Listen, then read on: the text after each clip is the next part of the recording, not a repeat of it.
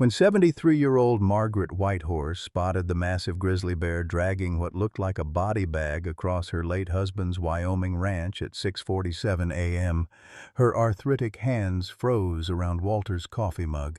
The ceramic shattered against the kitchen floor. This wasn't just any bear, this was a mother, bloodied and dying, pulling something heavy through the morning frost with desperate determination.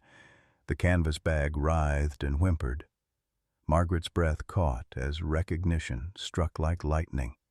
Something alive was trapped inside that makeshift prison. Her neighbor's panicked voice echoed from yesterday's warning about missing hikers, about searchers finding torn camping gear scattered across the mountain. "Dear God," she whispered, reaching for Walter's old rifle with trembling fingers. But the bear stopped, turned those ancient amber eyes toward the cabin window, and sat down as if waiting for permission. What had driven a dying mother to drag her burden here? And why did Margaret feel like everything, her grief, her loneliness, her crumbling world, was about to change forever in ways she couldn't possibly imagine? Leave a like and share your thoughts in the comments along with the city you're watching from now. Let's continue with the story. Margaret Whitehorse had never imagined her 73rd year would find her widowed, broke, and staring down the barrel of losing everything Walter had built with his calloused hands over 5 decades. The 200-acre ranch nestled in Wyoming's Bighorn foothills had been their sanctuary, their legacy, their entire world wrapped in barbed wire and morning prayers. Now it felt more like a beautiful prison, trapping her between memories too precious to abandon and debts too crushing to escape. 2 years had passed since Walter's heart gave out while mending fence near Eagle Creek. Yet Margaret still set 2 coffee cups each dawn before remembering she'd be drinking alone. His flannel shirts hung in the closet like ghosts, still carrying the faint scent of hay and Old Spice that made her throat close up every time she caught a whiff. The silence in their log cabin had grown so thick she could practically touch it, broken only by the tick of Walter's grandfather clock and her whispered conversations with his photograph on the mantel. The medical bills from Walter's 2-year battle with cancer had devoured their savings like wildfire. $47,000 in treatments that bought them precious extra months but left Margaret drowning in debt she couldn't begin to understand. The insurance company had fought every claim, buried her in paperwork written in a language designed to confuse and defeat people exactly like her, elderly widows with high school educations and hearts too honest for their own good. Her children, scattered across 3 states with careers and mortgages and problems of their own, called dutifully each Sunday with the same refrain, "Mom, you can't keep living out there alone. It's time to think about assisted living. The ranch is too much for you now." They meant well, she knew that, but nobody asked what she wanted.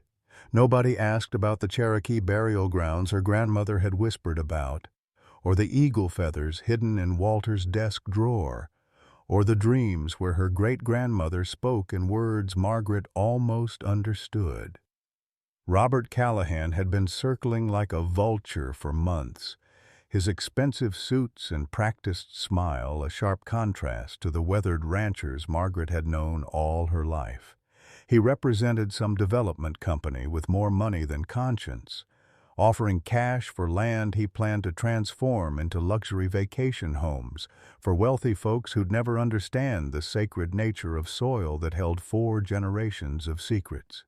Each visit brought higher offers and thinly veiled threats about property taxes, maintenance costs, and the dangers of elderly isolation.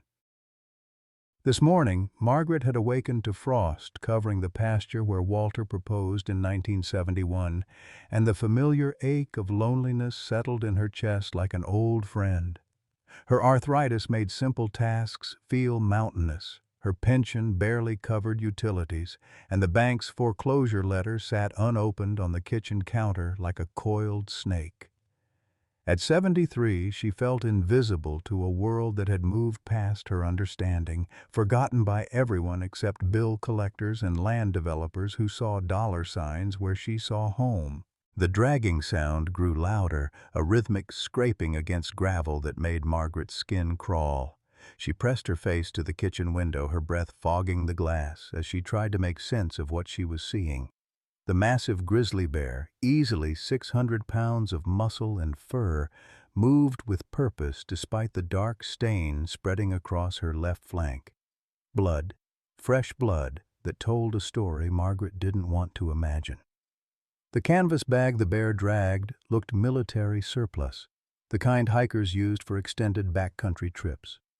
It was torn in several places, revealing glimpses of something brown and furry inside that moved with weak, desperate motions.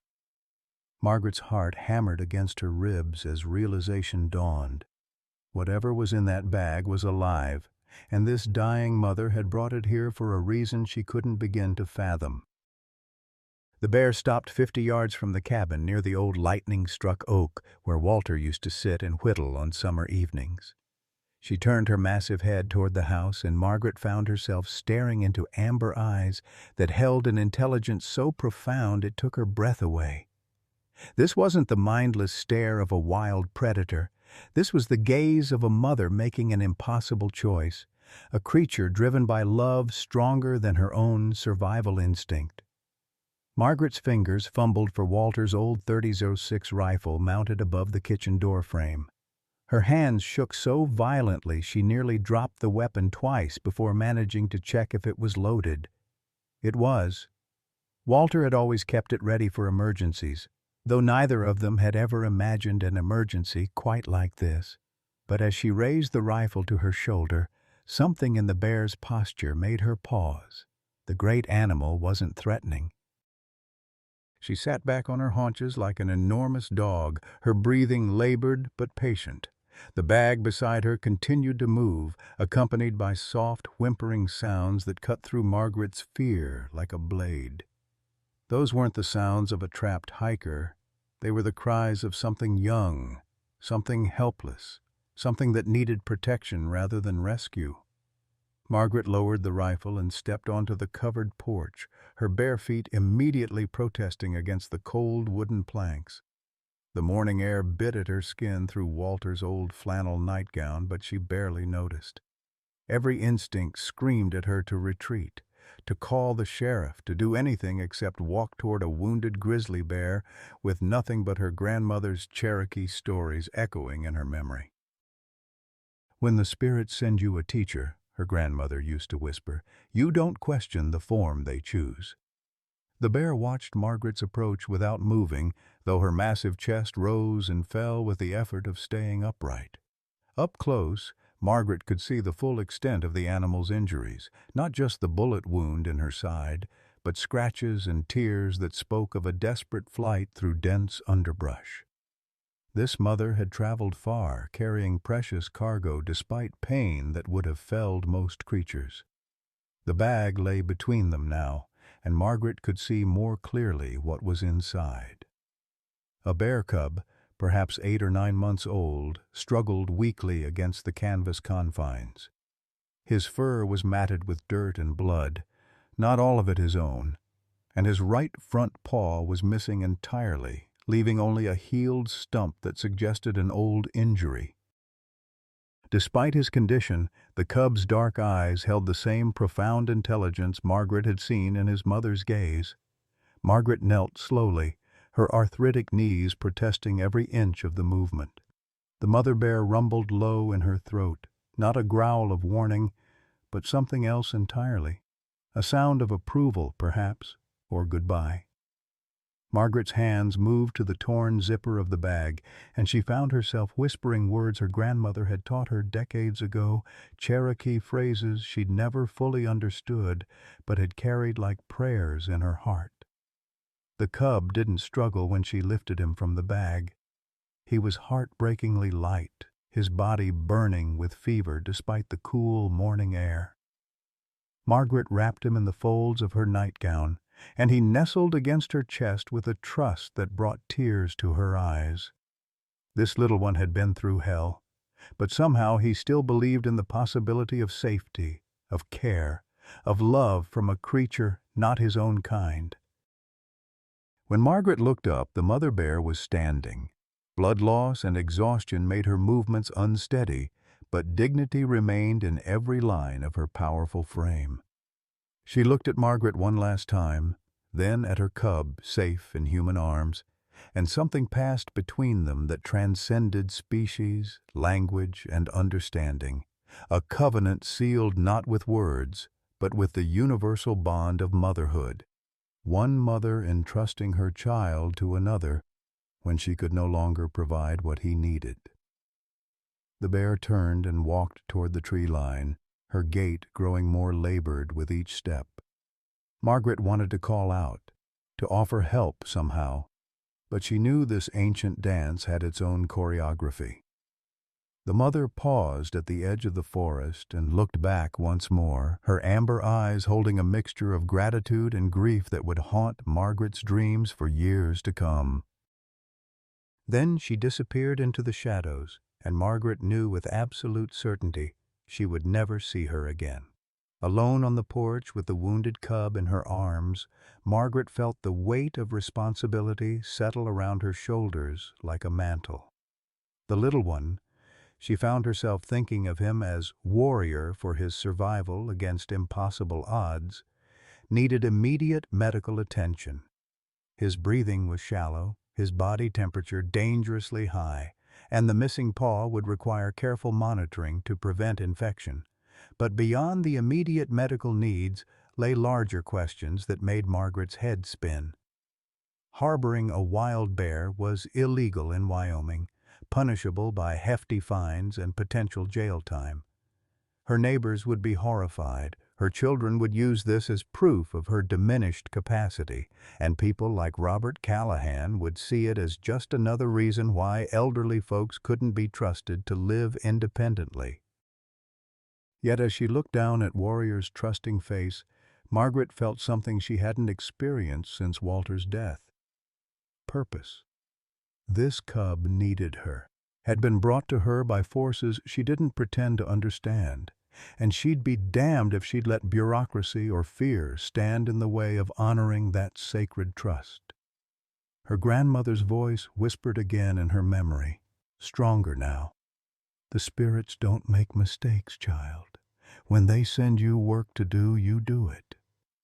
Margaret Whitehorse stood on her porch holding a orphaned bear cub as the Wyoming sun climbed higher, and for the first time in 2 years she felt truly alive.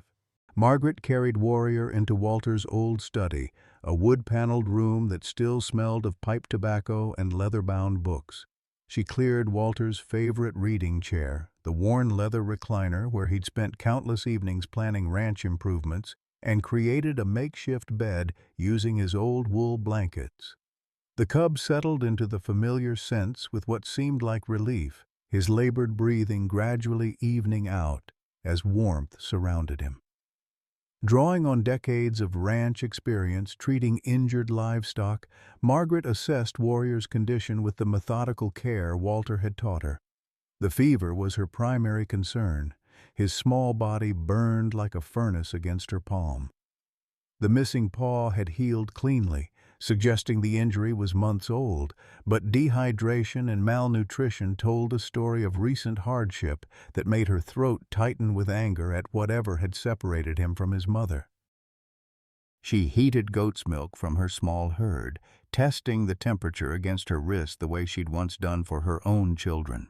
Warrior accepted the nourishment eagerly, his tiny pink tongue working desperately at the bottle she'd fashioned from an old calf feeder. Between feedings, she applied cool compresses to bring down his fever, whispering Cherokee lullabies her grandmother had sung decades ago, words whose meaning had faded, but whose comfort remained eternal. The first night passed in 2-hour cycles of feeding, temperature monitoring, and whispered reassurances.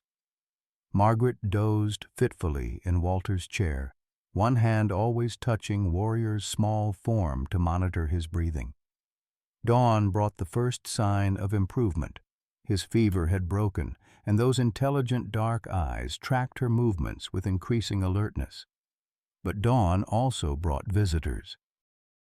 Sheriff Jake Crowkiller's patrol car crunched up the gravel drive at 7:30, followed by a white pickup truck Margaret didn't recognize.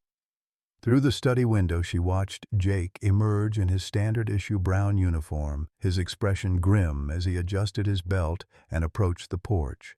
Behind him stepped a man in an expensive gray suit, Robert Callahan, though what business he had accompanying the sheriff made Margaret's stomach churn with apprehension.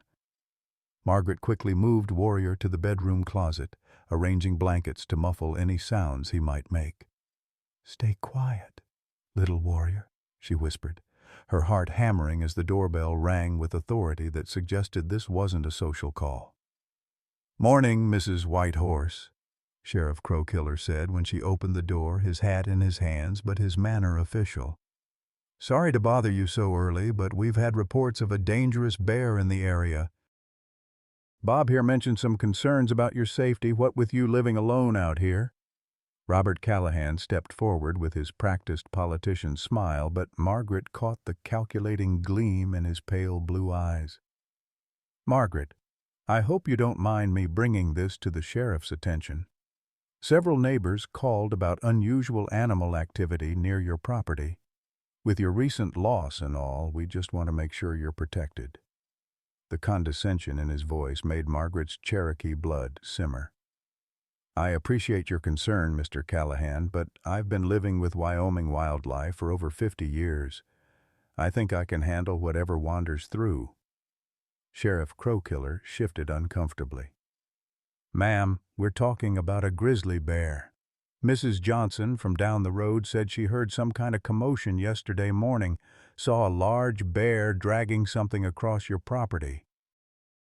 These animals can be unpredictable, especially if they're injured or protecting cubs." Margaret forced her expression to remain neutral despite the ice water flooding her veins. "I haven't seen any bears, Sheriff. Just the usual deer and elk we get this time of year." "Well, that's a relief," Callahan interjected smoothly. "But you understand our concern. A woman of your age, living alone on such a large property. Anything could happen and no one would know for hours, maybe days." His eyes swept over the ranch buildings with barely concealed hunger.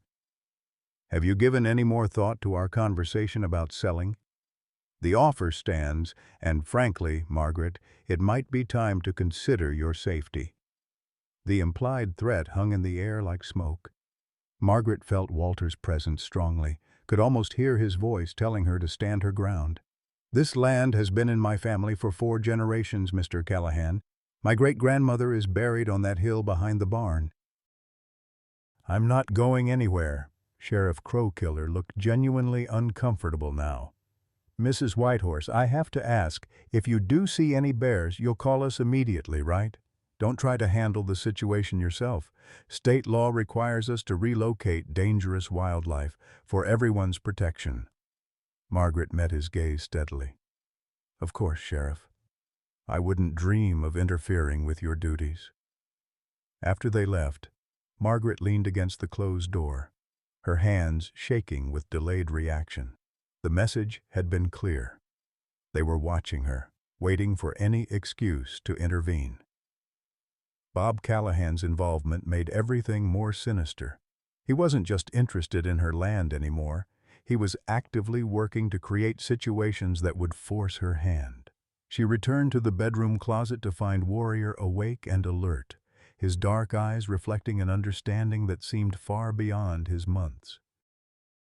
When she lifted him back to the study, he made soft, huffing sounds that weren't quite whimpers, almost like he was trying to communicate, to ask what had happened. "We're in trouble, little one," Margaret whispered, stroking his thick fur. "More trouble than either of us bargained for." The next 3 days established a routine that felt both natural and dangerous. Warrior's health improved dramatically under Margaret's care. His appetite returned with vengeance, and she found herself cooking larger batches of the meat and vegetable stew that seemed to agree with his system. He followed her around the house on unsteady legs, always staying close, but never demanding attention, a courtesy that spoke to an intelligence that amazed her daily. But it was Warrior's responses to Cherokee words that truly astounded Margaret. When she spoke the few phrases her grandmother had taught her, his entire demeanor changed. He would sit quietly, head tilted, as if listening to familiar music. When she said "Osio," hello, he would make a soft, rumbling sound and approach. "Wado," thank you, brought him to place his good paw gently on her hand. Margaret began spending evenings reading to him from Walter's collection of Cherokee folklore, stories she'd never paid much attention to during her marriage, but which now seemed critically important. Warrior would curl beside Walter's chair, his breathing synchronized with the rhythm of her voice, occasionally making sounds that seemed to echo the emotional tone of whatever story she was sharing. On the fourth morning, Margaret woke to find Warrior missing from his usual spot on the study floor. Panic flooded her system until she heard familiar sounds from the kitchen, the gentle clink of metal against ceramic. She found him sitting beside Walter's food bowl, which she'd left unwashed since his death 2 years ago. Somehow, Warrior had managed to carry the bowl from its shelf to the floor without breaking it, a feat that required not just intelligence but understanding of human emotional attachments. "How did you know?"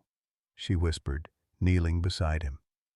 Warrior pressed his massive head against her chest, and for a moment Margaret felt Walter's presence so strongly she could swear she smelled his aftershave. That afternoon brought a new visitor, Dr. Sarah Littlefeather, the veterinarian from the Crow Reservation 60 miles south. Margaret had called her using the pretense of questions about her goats, but one look at Sarah's knowing dark eyes suggested the young woman understood exactly why she'd really been summoned. "My grandmother told me stories about you," Sarah said quietly as they sat on the porch, ostensibly discussing livestock care while Warrior remained hidden inside. "About your great-grandmother, about the old agreements between our families. She said if you ever needed help with anything unusual, anything that required traditional understanding, I was to come without questions." Margaret felt tears prick her eyes. "I didn't know anyone remembered those old connections. Some things are too important to forget," Sarah replied. "Now, why don't you show me what's really happening here?" When Margaret brought Warrior onto the porch, Sarah's intake of breath was audible. The young veterinarian approached slowly, her movements respectful and careful. Warrior watched her with calm interest, showing none of the fear Margaret might have expected from a wild animal encountering a stranger. "This is impossible," Sarah murmured, running gentle hands over Warrior's form. "The socialization, the trust level. This cub has been around humans since birth. But that's not possible with wild grizzlies." "His mother brought him to me," Margaret said simply. "She was dying, shot by someone, and she dragged him here in a bag. When she left, I knew she wasn't coming back." Sarah continued her examination in thoughtful silence. Finally, she sat back on her heels, her expression troubled. "Margaret, this cub shows signs of having been in captivity. Professional captivity. See this marking behind his ear? That's from a research tag. Someone has been studying him." The implications hit Margaret like a physical blow. "What does that mean?" "It means his mother didn't just find him. She rescued him. And it means there are people out there who consider him valuable property." Sarah Littlefeather's revelation about Warrior's research background sent ice through Margaret's veins. But it was the veterinarian's next words that truly terrified her. "There's something else," Sarah said, her voice dropping to barely above a whisper. "I've been getting calls from federal wildlife officials asking about missing research animals. They're offering substantial rewards for information, no questions asked. Someone wants this cub back very badly." The two women spent the afternoon piecing together what they could of Warrior's story. The research tag suggested involvement with the university's wildlife program. But Sarah's contacts in the academic community had gone unusually quiet when she'd made discreet inquiries. The missing paw could have been from a research accident, or worse, deliberate amputation to study adaptation and survival mechanisms. The very thought made Margaret's grandmother's Cherokee blood boil with ancestral fury. "We need to assume they're looking for him," Sarah warned as she prepared to leave, "and we need to assume they have resources we can't match. If you're determined to protect him, you'll need legal help, community support, and probably a miracle." That evening, Margaret sat in Walter's chair with Warrior curled at her feet, staring at the manila envelope Sarah had left behind. Inside were contact numbers for indigenous rights lawyers, wildlife advocates, and tribal council members who might help. But Margaret also found something else. A faded photograph of her great-grandmother standing beside a massive grizzly bear, both looking directly at the camera with identical expressions of calm dignity. "Your great-great-grandmother was known as Bear Woman," Sarah had explained. "The stories say she could speak with bears, that they came to her for healing when they were injured or orphaned. The tribal elders always believed that gift would resurface in her bloodline when it was needed most." Margaret studied the photograph until her eyes grew heavy, searching for resemblances in the weathered Cherokee features. When she finally dozed off, she dreamed of amber eyes and ancient voices speaking in languages older than written history. The next morning brought a convoy of trouble.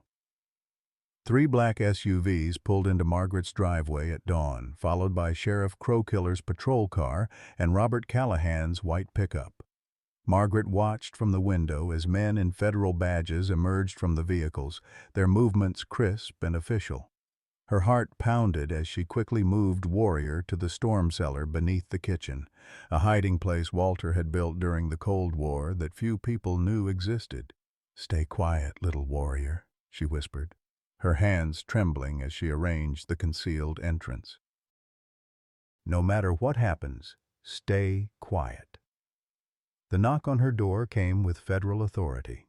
Agent Thomas Bradley, a man in his 50s with steel-gray hair and cold blue eyes, flashed his Fish and Wildlife Service credentials with practiced efficiency. Behind him stood 2 younger agents, their hands resting casually near their sidearms.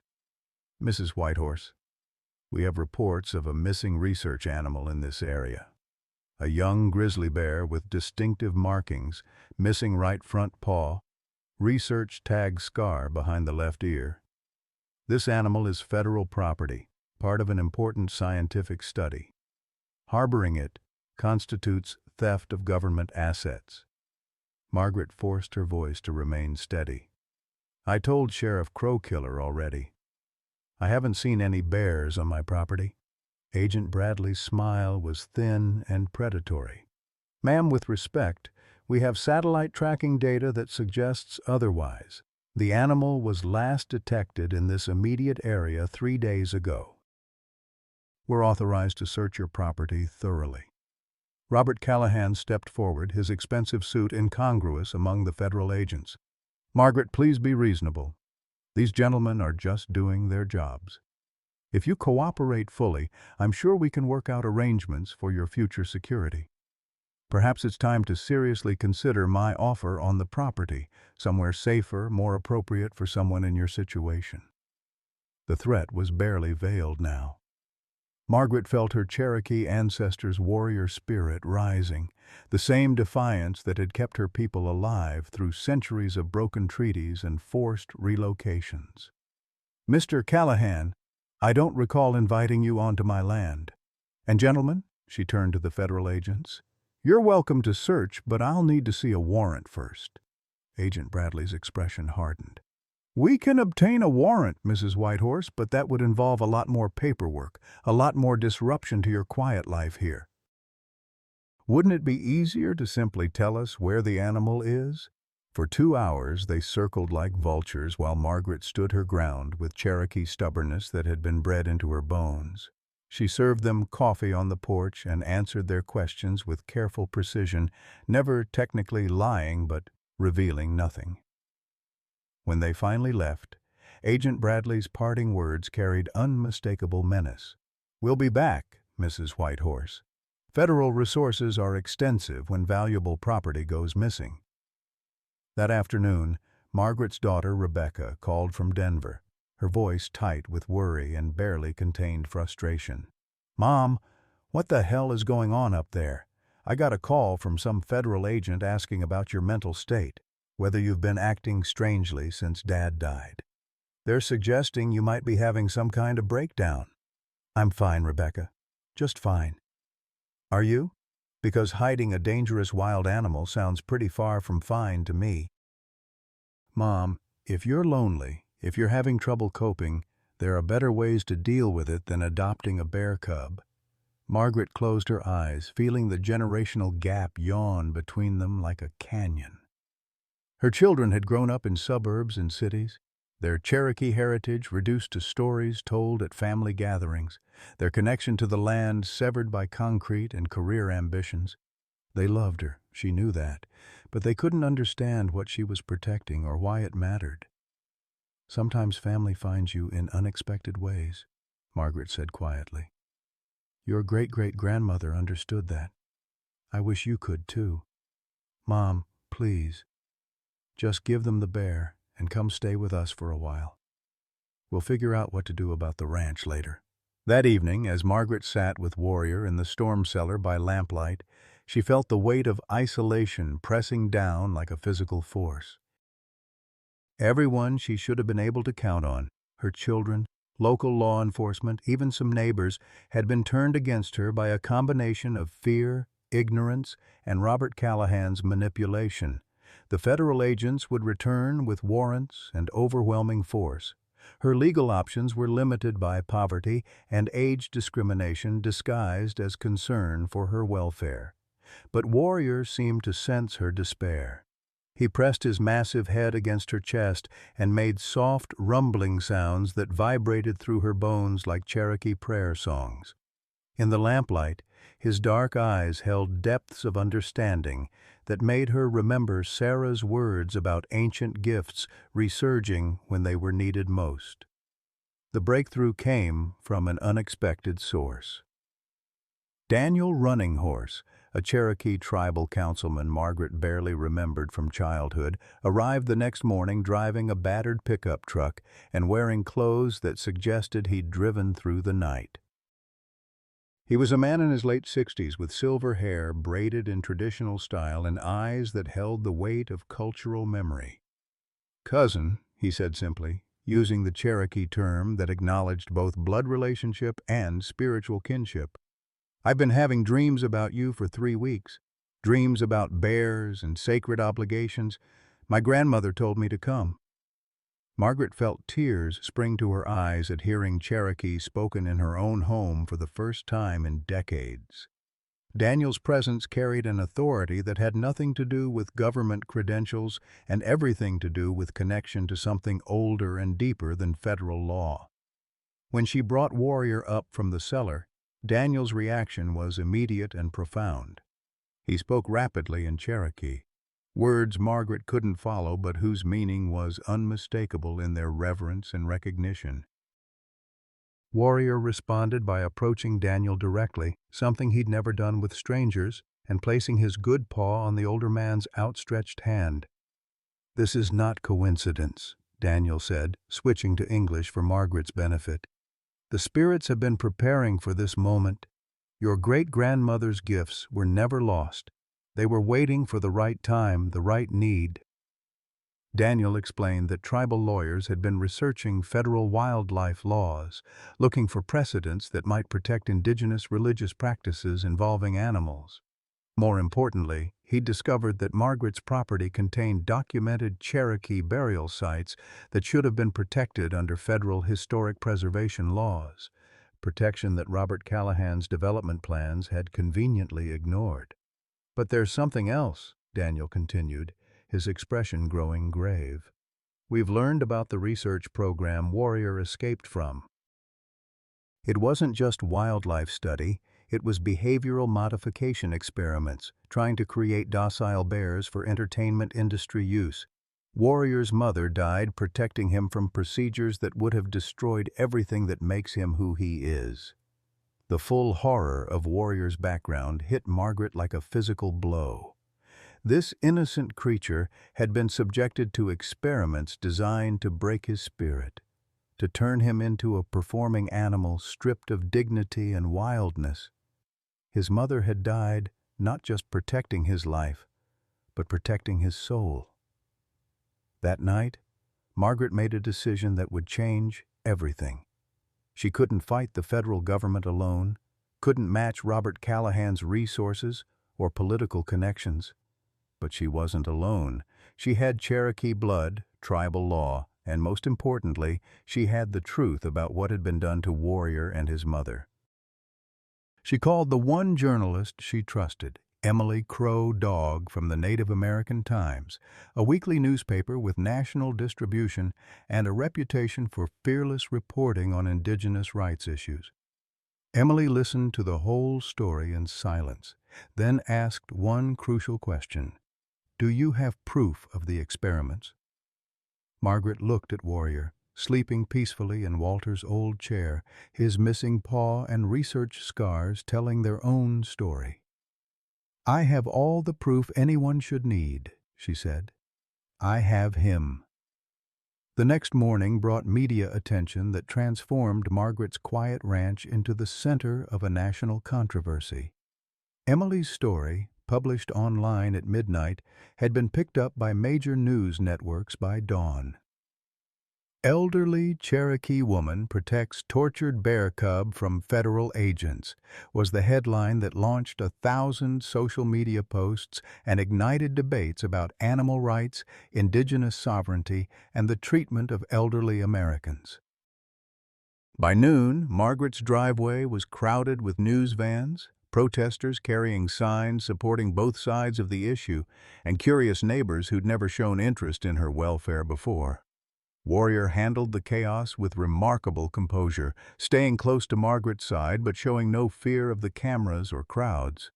The federal agents returned with warrants and reinforcements, but they found their path blocked by tribal police officers who'd taken positions around the property perimeter. Daniel Running Horse stood on the porch beside Margaret, holding official-looking documents that suddenly made the situation far more complicated than a simple animal recovery operation. "This property contains sacred Cherokee burial sites," Daniel announced to the assembled crowd, cameras rolling. "Under federal law, any disturbance requires tribal consultation and approval. These agents have no jurisdiction here without following proper protocols." Agent Bradley's face flushed with frustrated anger. "This is a matter of recovering stolen federal property. Your tribal authority doesn't supersede—" "Actually, it does," interrupted a new voice. Attorney Maria Santos, representing the Native American Legal Defense Fund, emerged from one of the news vans with briefcase in hand and fire in her eyes. "My clients have filed federal court injunctions based on religious freedom and historic preservation laws. Until those motions are heard, this property is under tribal protection." Margaret watched the confrontation unfold with amazement and growing hope. Warrior pressed against her legs, his warm presence grounding her as lawyers argued. Cameras rolled, and her simple act of compassion expanded into something much larger than herself. For the first time since Walter's death, she felt part of something bigger than her grief, connected to forces that might actually be strong enough to protect what mattered most. But even as hope bloomed in her chest, Margaret knew this was only the beginning. The forces arrayed against them had resources, connections, and ruthless determination. The real battle was just starting, and the stakes had grown far beyond one orphaned bear cub and one elderly widow. This had become a fight for the soul of what America promised its most vulnerable citizens, both human and animal. The media circus surrounding Margaret's ranch reached fever pitch within 48 hours of Emily Crow Dog's explosive article. National news crews transformed the quiet Wyoming countryside into a battleground of competing narratives, with Margaret's property, serving as ground zero for debates about animal rights, indigenous sovereignty, and federal overreach. Warrior, now the most famous bear cub in America, seemed to understand the gravity of the situation, staying close to Margaret's side but maintaining a dignified composure that only enhanced his symbolic power. Attorney Maria Santos worked around the clock from a makeshift command center in Margaret's living room, fielding calls from environmental groups, celebrity activists, and politicians sensing an opportunity. The federal injunction she'd filed bought them time, but Agent Bradley's superiors were applying pressure through channels that bypassed normal legal procedures. The research facility wanted their property back, and they had congressional allies willing to expedite the process. "We're fighting on multiple fronts," Maria explained during a strategy session that included Daniel Running Horse, Sarah Littlefeather, and Margaret herself. "The religious freedom angle is strong. Cherokee traditions of animal kinship are well documented. The historic preservation claim gives us federal protection for the burial sites. But our opponents are playing hardball, claiming national security interests and essential research." Margaret stroked Warrior's thick fur as he lay beside Walter's chair, marveling at how this gentle creature had become the focal point of such intense conflict.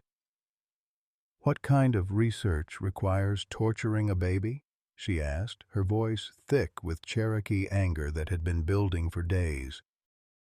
Sarah Littlefeather had been investigating the research program through her veterinary contacts, uncovering details that made Margaret's blood boil. The Behavioral Adaptation Research Institute isn't just studying wild animal behavior, they're developing techniques for psychological conditioning, breaking natural instincts, creating dependency on human handlers, essentially lobotomizing wild animals for commercial use. The implications were staggering. Warrior's missing paw wasn't from an accident. It was from deliberate amputation designed to study how physical disability affected psychological development. His remarkable intelligence and emotional sensitivity weren't natural gifts enhanced by love and care. They were survival mechanisms developed under laboratory conditions that would have broken a lesser spirit. Daniel spoke quietly in Cherokee, words that Margaret partially understood as prayers for the spirits of tortured animals. When he switched to English, his voice carried the weight of ancestral memory. "This is why the dreams brought me here. Warrior isn't just a bear cub. He's a symbol of what happens when sacred relationships are broken, when we forget that animals are our relatives, not our property." The turning point came when Tommy Callahan, Robert's 16-year-old son, appeared at Margaret's door after midnight on the third day of the siege. The teenager was shaking with fear and moral anguish, clutching a manila envelope that would change everything. "Mrs. Whitehorse, I can't let this continue," Tommy said, his voice breaking with adolescent emotion and adult conviction. "My father, he's not just trying to buy your land. He's being paid by the research facility to get Warrior back.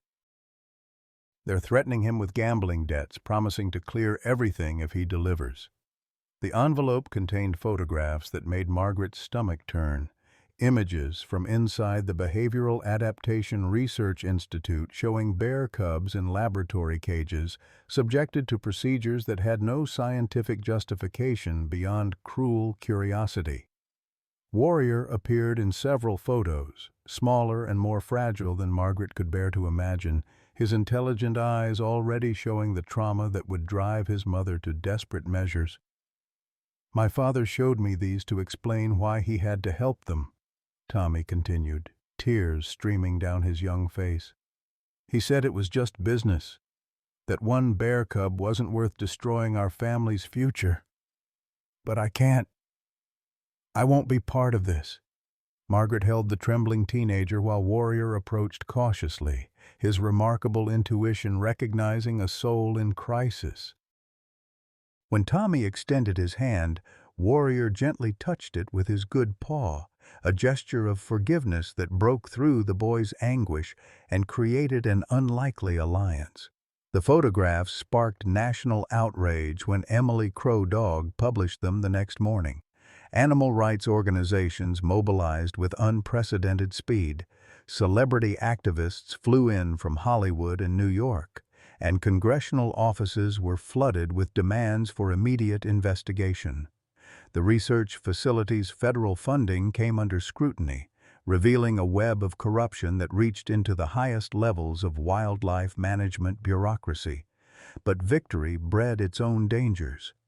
Agent Bradley, his career and reputation on the line, began making increasingly desperate moves. Anonymous threats against Margaret's safety appeared on social media.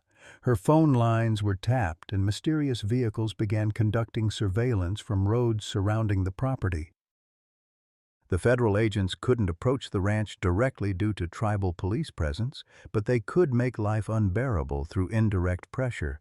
The psychological warfare escalated when Child Protective Services received anonymous reports about Margaret's diminished capacity and dangerous living conditions.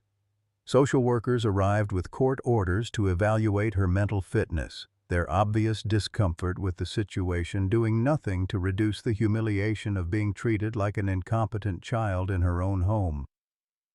Dr. Jennifer White, a clinical psychologist with kind eyes and gentle manner, conducted the evaluation while news cameras rolled outside. Margaret answered questions about her daily routines, her relationship with Warrior, her understanding of the legal situation, and her plans for the future. The entire process felt surreal, being forced to prove her sanity for the crime of showing compassion to a tortured animal. Mrs. Whitehorse, Dr. White said carefully, "Your responses indicate clear thinking and appropriate emotional reactions. Your bond with Warrior appears therapeutic rather than delusional. In my professional opinion, you demonstrate remarkable resilience and moral clarity in extremely difficult circumstances." But even positive evaluations couldn't protect Margaret from the grinding stress of constant legal battles, media attention, and federal harassment. Her arthritis flared from tension, her sleep suffered from worry, and the simple act of caring for Warrior became complicated by security concerns and public scrutiny. She began to understand how the system ground down elderly people who dared to assert their rights against institutional power.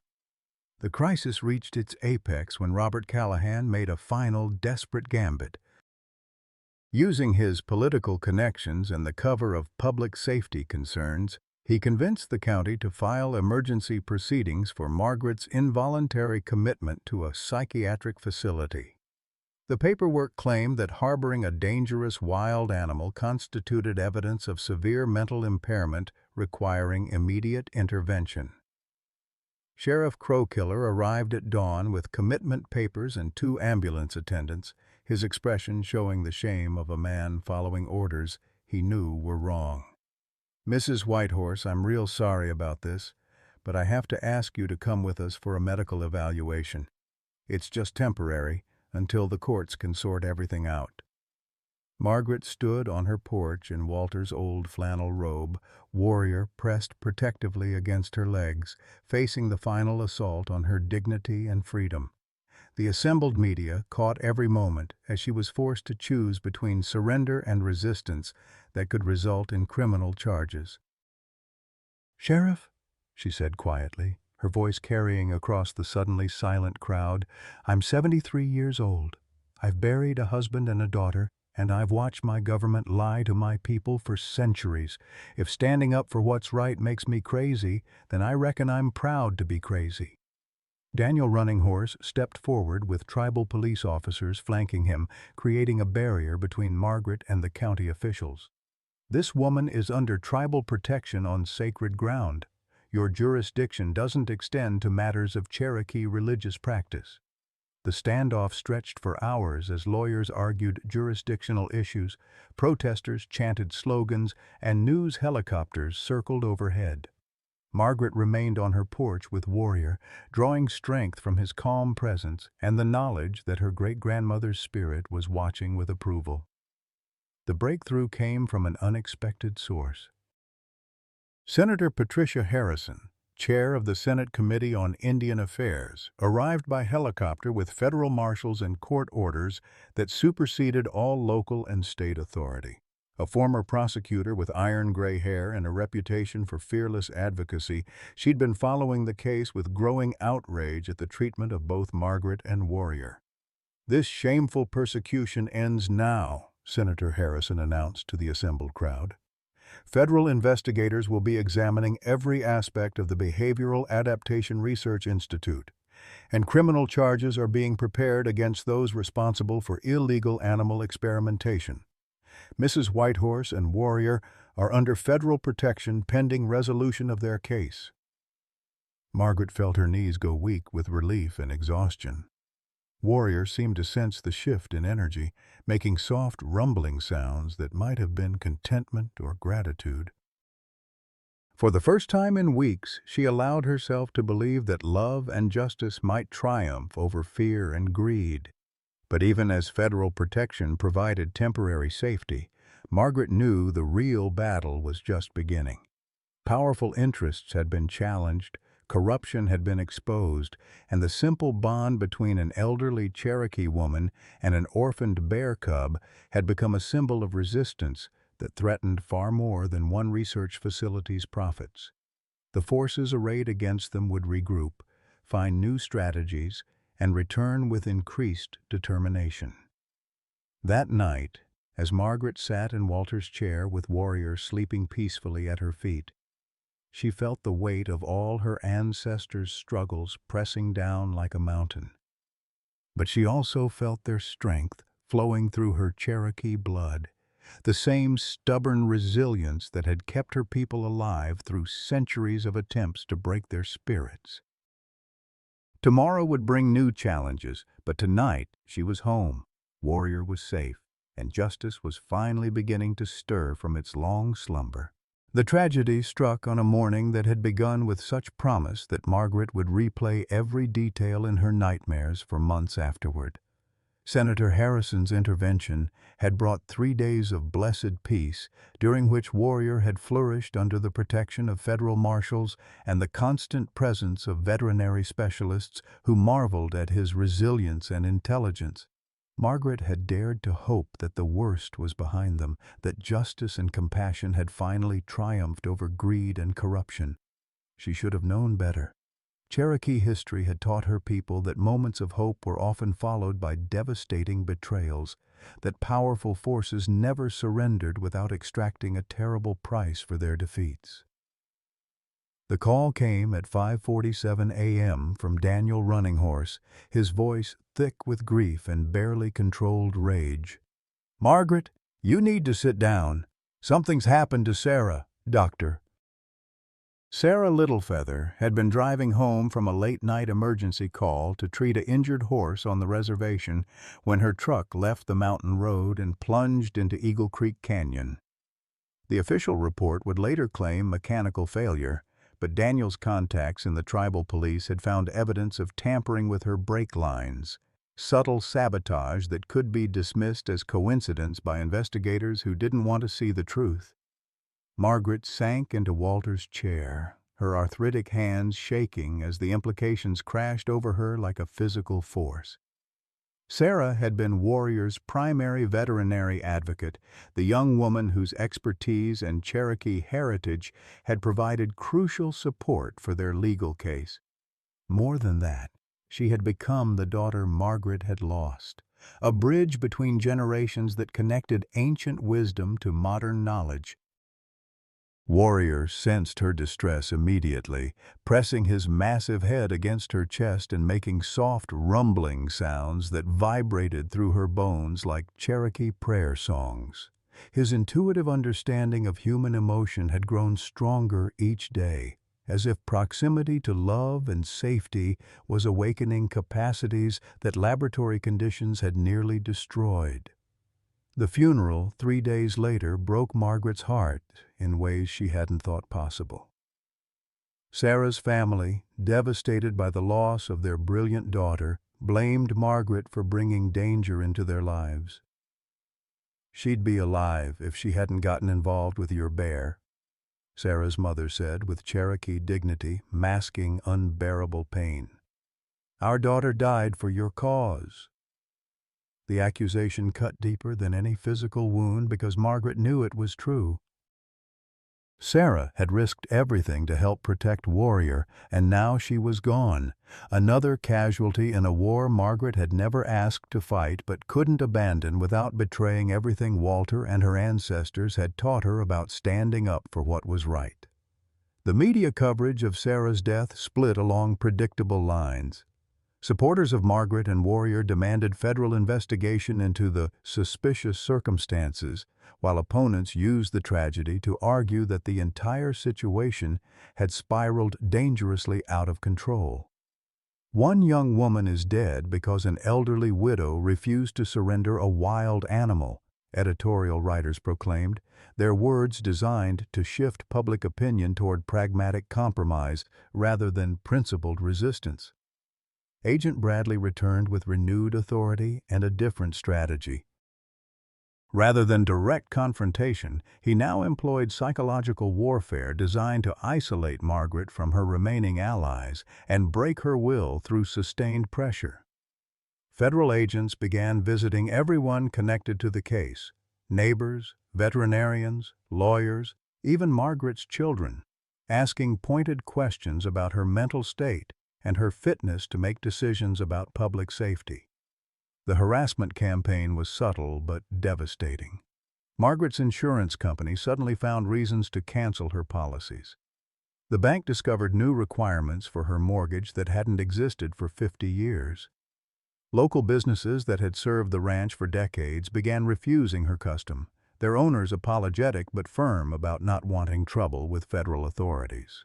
Most painfully, her children's weekly phone calls became exercises in gentle manipulation designed to convince her that continued resistance was selfish and dangerous. "Mom, we know you love that bear, but people are getting hurt," her son James said during a conversation that felt more like an intervention than family support. "Sarah's death wasn't your fault, but how many more people have to suffer before you do the right thing?"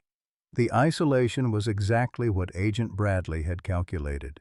Without community support, legal representation, or family backing, Margaret found herself increasingly alone, except for Warrior and Daniel Running Horse, whose tribal council was facing federal pressure to withdraw their protection for the ranch. Even the media attention that had initially favored their cause was shifting toward stories about the human cost of Margaret's stubbornness. Tommy Callahan provided the only bright spot in the gathering darkness.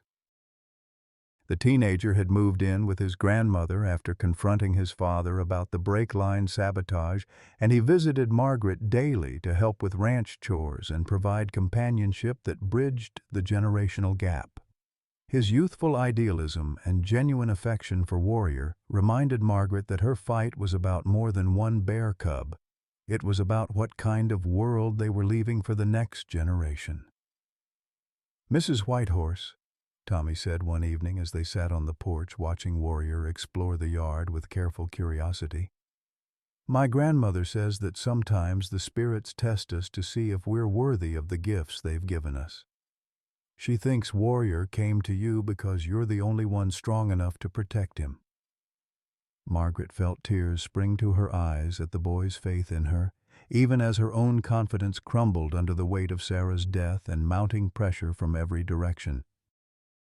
She was 73 years old, alone, except for an orphaned bear and a teenage boy, facing federal agents who had unlimited resources and no apparent scruples about destroying anyone who stood in their way.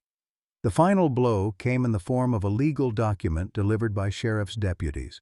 A court order declaring Warrior a public health hazard based on expert testimony about the unpredictable nature of bears raised in captivity. The order gave Margaret 48 hours to surrender the animal for humane relocation or face criminal charges for reckless endangerment. Margaret read the document 3 times before its full meaning penetrated her grief-clouded mind. The court had accepted testimony from wildlife experts who claimed that Warrior's laboratory background made him more dangerous than a truly wild bear, that his apparent docility was actually evidence of psychological damage that could manifest as sudden aggression. Every quality that made him special, his intelligence, his emotional sensitivity, his remarkable bond with humans, had been twisted into justification for his destruction. That night, Margaret sat in Walter's chair with Warrior sleeping peacefully at her feet, feeling the weight of impossible choices pressing down like a mountain. Surrender meant Warrior's death. She had no illusions about what humane relocation actually meant for a bear with his history. Resistance meant criminal charges, probable imprisonment, and the destruction of everything Walter had built over 50 years of backbreaking labor. She found herself talking to Walter's photograph, searching his familiar features for guidance that would never come. "I don't know what to do anymore," she whispered to the silent house. "Everyone who tried to help us has been hurt or driven away. Maybe I'm just a foolish old woman who's forgotten the difference between love and selfishness." Warrior stirred at the sound of her voice, lifting his massive head to look at her with dark eyes that held depths of understanding she was only beginning to comprehend. In that moment, Margaret realized that the choice wasn't really hers to make. Warrior had chosen her as surely as she had chosen him, and their bond transcended legal documents, federal authority, or even the threat of death. The spirits had indeed sent her a teacher, and the lesson was becoming clear. Some things were worth any sacrifice, some relationships were sacred regardless of species, and some fights had to be fought even when victory seemed impossible. Sarah's death hadn't been Margaret's fault, but abandoning the cause Sarah had died for would make her sacrifice meaningless. Margaret reached down to stroke Warrior's thick fur, feeling his steady heartbeat beneath her palm like a drum keeping time with ancient rhythms that predated federal law and human arrogance. Tomorrow would bring the final confrontation, but tonight she held fast to love and let it guide her toward whatever destiny awaited them both. The revelation that shattered everything Margaret thought she knew came from the most unexpected source imaginable: Walter's own words, spoken from beyond the grave through a video recording that Tommy Callahan discovered hidden in his grandmother's attic. The teenager had been helping his grandmother sort through decades of accumulated belongings when he found a dusty box labeled Walter Whitehorse, Private, in his grandfather's distinctive handwriting. Robert Callahan's father, it turned out, had been Walter's closest friend for over 30 years, and their friendship had included a tradition of recording birthday messages for each other's families. The video Tommy found was dated just 3 weeks before Walter's death, recorded in the ranch's kitchen while Margaret was visiting her sister in Colorado. Walter's gaunt face, ravaged by cancer but still radiating the quiet strength that had defined him, spoke directly to the camera with words that would change everything. "Bob, if you're watching this, then I'm gone, and Margaret's probably facing troubles I can't help her with anymore," Walter's voice said, each word carefully chosen despite his obvious pain. "I need you to know some things about this land that I never told anyone else, not even Maggie. My grandmother wasn't just Cherokee, she was a medicine woman who made agreements with the bear spirits that go back 5 generations. This ranch isn't just our home. It's a sanctuary that's been protected by sacred law since before Wyoming was even a state." Margaret's hands shook as she watched her husband reveal secrets he'd carried alone, protecting her from knowledge that would have burdened her with responsibilities she might not have chosen to accept. Walter's next words hit her like physical blows as he described hidden documents in the storm cellar, legal papers from the 1800s establishing the property as a traditional Cherokee healing ground, federal treaties that were never properly filed but remained legally binding, and most shocking of all, a will that left the ranch not to Margaret or their children, but to the Cherokee Nation in trust for the continuation of sacred animal relationships. "Maggie's got the gift, Bob," Walter continued, his voice growing weaker but more urgent. She doesn't know it yet, but it's in her blood, passed down through her great-grandmother's line. When the time comes, and you'll know when it comes, she'll need your help to protect what's been entrusted to our family. Don't let the government destroy something that's been sacred for longer than this country has existed. The video continued with Walter describing his terminal diagnosis, his decision to keep the full extent of his Cherokee research secret to protect Margaret from federal interference, and his growing certainty that their land would soon become the center of a conflict that would test everything they believed about family, duty, and the bonds between humans and the natural world. But the most devastating revelation came in Walter's final minutes of recording, when he spoke directly about Robert Callahan's gambling addiction and the mounting debts that were destroying his friend's family. "I know about the casino money, Bob, and I know you're scared, but I also know the man you really are, underneath all that fear and pride. When the testing comes, I'm counting on you to remember that some things matter more than money." Tommy delivered the video to Margaret with tears streaming down his young face, his moral universe completely restructured by the discovery that his grandfather had been not Margaret's enemy, but Walter's closest confidant, corrupted by desperation rather than born to evil. The boy's pain was visible as he struggled to reconcile the loving grandfather who had taught him to fish and ride horses with the man who had tried to destroy Margaret and Warrior for casino money. Margaret watched the video 3 times before its full implications sank into her consciousness. Walter had known this moment would come. He had prepared for it in ways she was only beginning to understand. Most importantly, he had trusted his best friend to choose correctly when the testing came, despite knowledge of Robert's weaknesses and mounting financial pressures. The hidden documents Walter had mentioned were exactly where he said they would be, wrapped in oilcloth and stored in a metal box that had been concealed behind false panels in the storm cellar wall. Margaret's hands trembled as she unfolded papers that were older than Wyoming's statehood, treaties written in formal language that recognized her great-grandmother's line as hereditary guardians of the sacred places where healing spirits dwell among the four-legged children of the earth. But the legal documents were only part of Walter's legacy. Hidden deeper in the box were personal items that revealed the true extent of his Cherokee research. Photographs of Margaret's great-grandmother with tribal elders, correspondence with Cherokee historians about traditional animal relationships, and most remarkably, a detailed family tree that traced Margaret's lineage back to women who had served as intermediaries between human and animal communities for centuries. The final item in the box was a letter addressed to Margaret in Walter's familiar handwriting, dated the day before his death.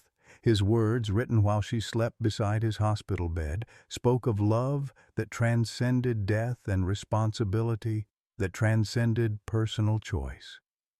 "My dearest Maggie, if you're reading this, then the spirits have sent you the teacher I always knew would come. Don't be afraid of the gift that's awakening in you. It's been sleeping in your blood for generations, waiting for the right moment to emerge. You were chosen long before you were born to stand at the crossroads between the human world and the world of our animal relatives. What feels like coincidence is actually destiny fulfilling itself through love."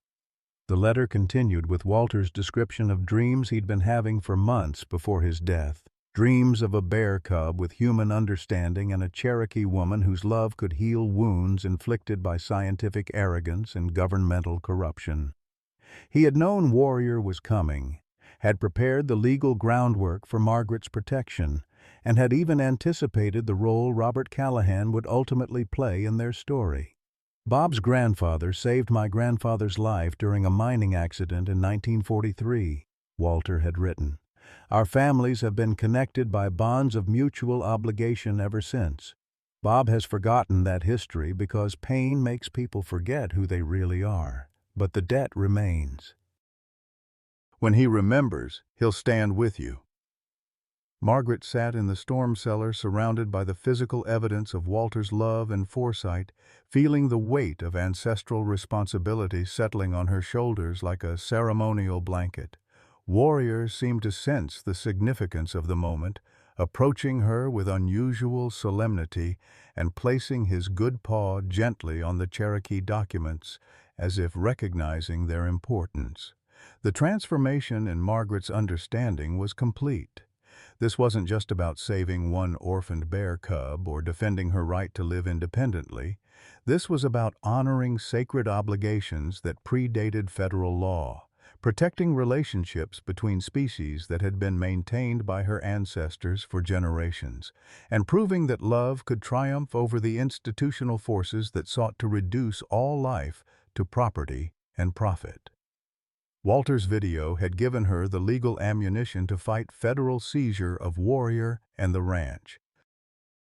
But more importantly, it had given her the knowledge that she wasn't alone in this struggle, that every choice she made was supported by the spirits of her ancestors and the love of a husband who had trusted her with responsibilities he couldn't share while he lived.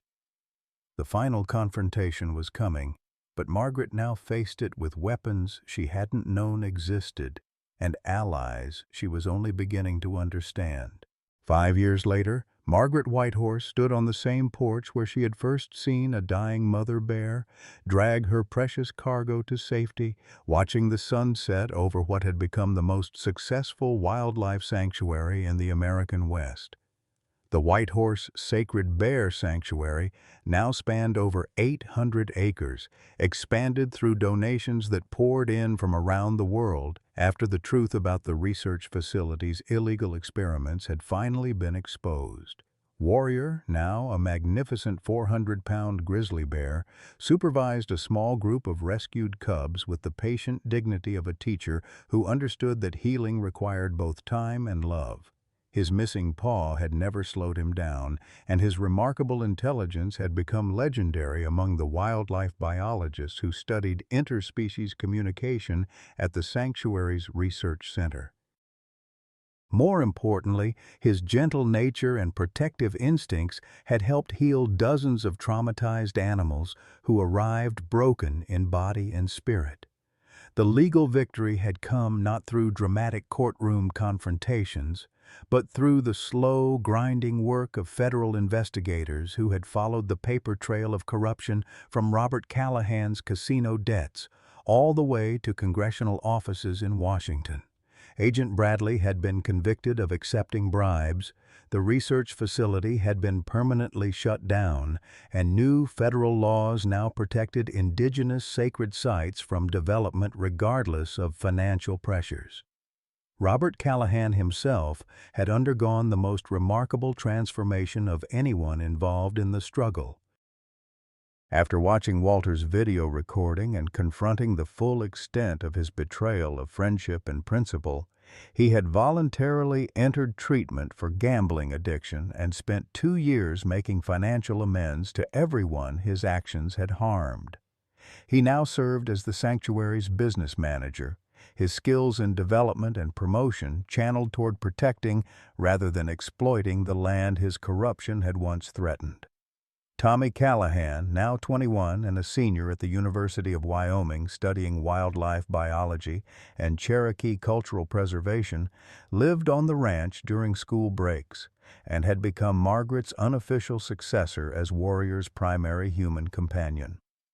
The bond between the young man and the bear represented hope for a future where understanding could bridge the gaps between species, generations, and cultures.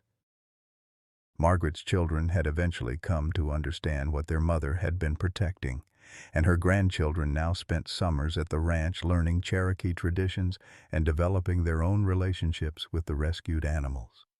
The ranch had become what Walter had always dreamed it could be, a place where past and future met in harmony, where ancient wisdom guided modern conservation, and where love proved stronger than fear.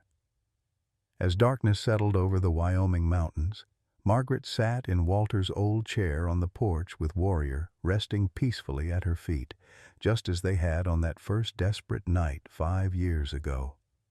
The difference now was the absence of fear, the presence of purpose, and the knowledge that some gifts are too precious to be given only once. The Cherokee word wado, thank you, had become Margaret's evening prayer, spoken to the spirits who had trusted her with responsibilities she'd never imagined and rewards she'd never dared to hope for. Sometimes family truly did find you when you needed it most, and sometimes love really was strong enough to change the world. At 73, Margaret Whitehorse thought her purpose had died with her husband Walter. Drowning in medical debt, facing foreclosure, and feeling forgotten by her own children, she believed her best years were behind her.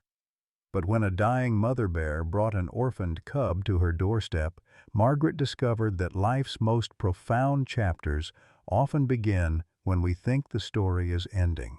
Her Cherokee great-grandmother's gift, the ability to heal both animals and hearts, had been waiting in her blood for the moment when it was needed most. What started as one widow's act of compassion became a sanctuary that saved dozens of traumatized animals and proved that age brings wisdom, not weakness. Margaret's battle against corrupt officials and heartless bureaucrats showed the world that seniors aren't problems to be managed. We're forces to be reckoned with. Her legacy now spans 800 acres where broken spirits find healing and ancient bonds between humans and animals are honored. Sometimes the family we need finds us when we've lost the family we had. Margaret's story reminds us that our deepest purpose may still be waiting to unfold, that our greatest contributions often come after 70, and that love truly has no expiration date. Questions for you. What dreams or purposes have you set aside that might be calling you back? When have you felt most alive and useful? Was it when helping others or following your passion? Share your thoughts in the comments below. Your story might inspire someone else to discover their own second chapter purpose.